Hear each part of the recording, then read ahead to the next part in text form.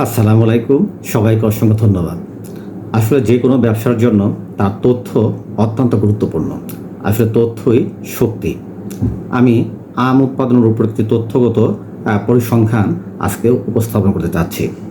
যেমন বলা হয়ে থাকে যে আম উৎপাদনে বাংলাদেশের অবস্থান বিশ্বের সপ্তম, কিন্তু 2022 সালে যে পরিসংখ্যান তাতে দেখা যাচ্ছে যে আম উৎপাদনে বাংলাদেশের অবস্থান হচ্ছে অষ্টম, এবং তার আগে যে দেশগুলো রয়েছে সেগুলো হচ্ছে Indonesia, India, China, Pakistan, Mexico, Brazil এবং মালাউই।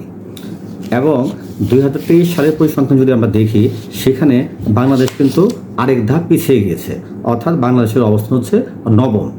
এবং সেখানে থাইল্যান্ড কিন্তু আমাদের চেয়ে আগে চলে এসেছে, অর্থাৎ থাইল্যান্ডের আমির উৎপাদন বৃদ্ধি পাওয়াতে বাংলাদেশ এর আগে চলে এসেছে থাইল্যান্ড, এবং বাংলাদেশের অবস্থান এক ধাপ পিছিয়ে গেছে।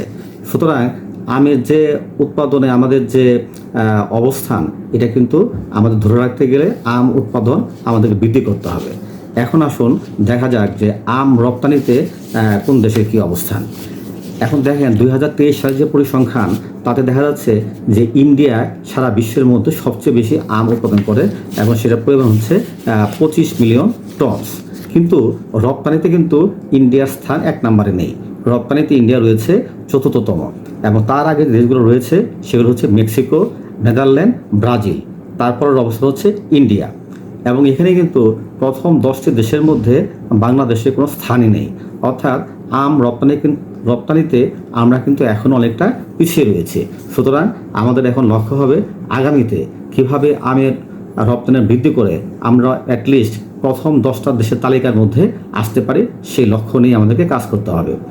আমাকে শোনার জন্য অনেক ধন্যবাদ। ইনশাল্লাহ আবার দেখা হবে পরবর্তী ভিডিওতে। আসসালামু আলাইকুম।